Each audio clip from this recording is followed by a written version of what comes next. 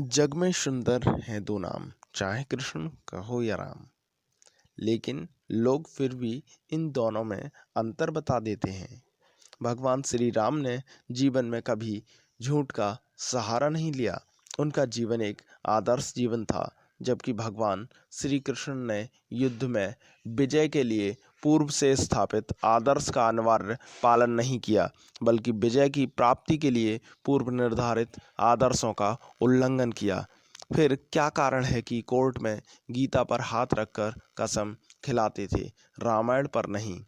आज हम इस वीडियो के माध्यम से इस सवाल का जवाब जानते हैं। पहले हम आपको बताते हैं कि भारत में गीता पर हाथ रखकर कसम खाने की परंपरा कब शुरू हुई। भारत में मुगल शासकों ने धार्मिक किताबों पर हाथ रखकर शपथ लेने की प्रथा शुरू की थी, क्योंकि मुगल शासक अपने लाभ के लिए झूठ बोलते थे, छल कपट करते थे। इसलिए भारत के नागरिकों के वचन पर विश्वास नहीं करते थे, लेकिन वह इस बात पर विश्वास करते थे कि भारत के नागरिक अपने धर्म ग्रंथ पर हाथ रखकर यदि शपथ उठा लें तो फिर झूठ नहीं बोलते। शायद उन्हें भारत में सत्य वचन के लिए गंगाजल परंपरा का ज्ञान था। अब हम आपको बताते हैं कि कोर्ट में धार्मिक पुस्तक पर हाथ रखकर शपथ लेने का नियम कब बना। मुगलों और समकक्ष शासनकाल तक गीता पर हाथ रखकर शपथ उठाने की प्रक्रिया एक दरबारी प्रथा थी। इसके लिए कोई कानून नहीं था, लेकिन अंग्रेजों ने इसे कानूनी जामा पहना दिया और इंडियन ओथ्स एक्ट 1873 पास किया और सभी अदालतों में लागू कर दिया गया। इस एक्ट के तहत हिंदू संप्रदाय के लोग गीता पर और मुस्लिम संप्रदाय के लोग कुरान पर हाथ रखकर कसम खाते थे। ईसाइयों के लिए बाइबल सुनिश्चित की गई थी। अदालत में कसम खाने की यह प्रथा स्वतंत्र भारत में 1957 तक कुछ शाही युग की अदालतों जैसे बॉम्बे हाई कोर्ट में नॉन हिंदू और नॉन मुस्लिम के लिए उनकी पवित्र किताब पर हाथ रखकर कसम खाने की प्रथा चालू थी। भारत में किताब पर हाथ रखकर कसम खाने की यह प्रथा 1969 में समाप्त हुई, जब लॉ कमीशन ने अपनी 28वीं रिपोर्ट सौंपी। तो देश में भारतीय ओथ अधिनियम 1873 में सुधार का सुझाव दिया गया और इसके स्थान पर ओथ्स एक्ट 1969 पास किया गया। इस प्रकार पूरे देश में एक समान शपथ कानून लागू कर दिया गया है। इस कानून के पास होने के बाद भारत की अदालतों में शपथ लेने की प्रथा के स्वरूप में बदलाव किया गया है और अब शपथ सिर्फ एक सर्वशक्तिमान भगवान के नाम पर दिलाई जाती है। अर्थात अब शपथ को सेक्युलर बना दिया गया है। हिंदू, मुस्लिम, सिख, पारसी और ईसाई के लिए अब अलग अलग किताबों और शपथों को बंद कर दिया गया है। अब सभी के लिए इस प्रकार की शपथ है कि मैं ईश्वर के नाम पर कसम खाता हूँ, ईमानदारी से पुष्टि करता हूँ कि जो मैं कहूँगा वह सत्य, संपूर्ण सत्य और सत्य के अलावा कुछ भी नहीं कहूँगा। इंग्लिश में कहा जाए तो I do swear in the name of God solemnly affirm that what I shall state shall be the truth, the whole truth and nothing but the truth। तो इस प्रकार की शपथ आज के समय में दिलाई जाती है।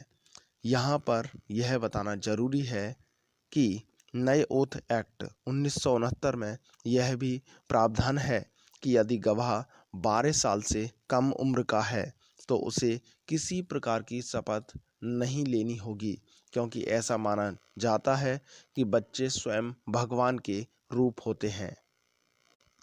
अब हम आपको बताते हैं कि कोर्ट में गवाही से पहले शपथ का क्या औचित्य है। यदि झूठ बोल दिया तो क्या होगा। वर्तमान में कोर्ट में दो प्रकार की शपथ ली जाती हैं।